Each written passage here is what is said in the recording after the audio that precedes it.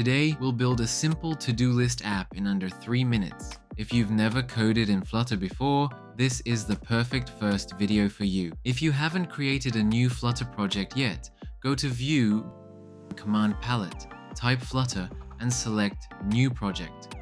Make sure not to use any special characters or spaces in the project name. Next, open the Extensions tab on the right, search for Awesome Flutter, and install the first result. Now, navigate to your project folder.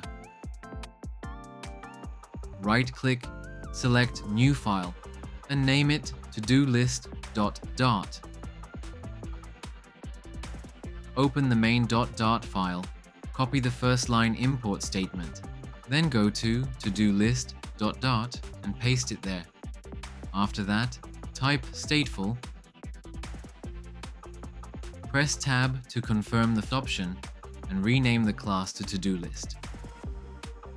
Under ToDoList state, add 2 lines. The first one stores a list of tasks, and the second manages text input. Now, add a new function.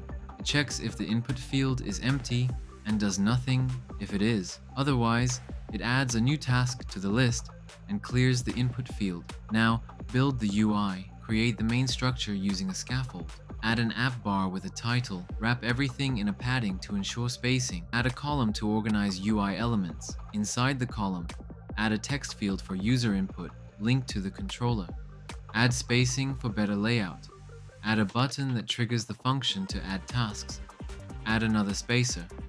Display the task list using an expandable list view. Inside the list builder, each task is displayed as a checkbox with a title. The title shows the task text and applies a strike-through if completed. The checkbox reflects the task's status and updates when clicked. Now, go back to the main.dart file and replace the center widget inside the body with To-Do List.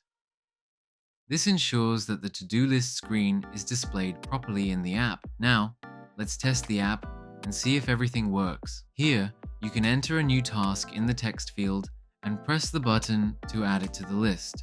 The tasks appear below and you can mark them as completed by tapping the checkbox. When a task is completed, a strike-through appears to indicate it. The list is scrollable, so you can add as many tasks as you want. If you enjoyed this and want more practical Flutter tutorials, make sure to like and subscribe. In the next videos, we'll build even more exciting apps.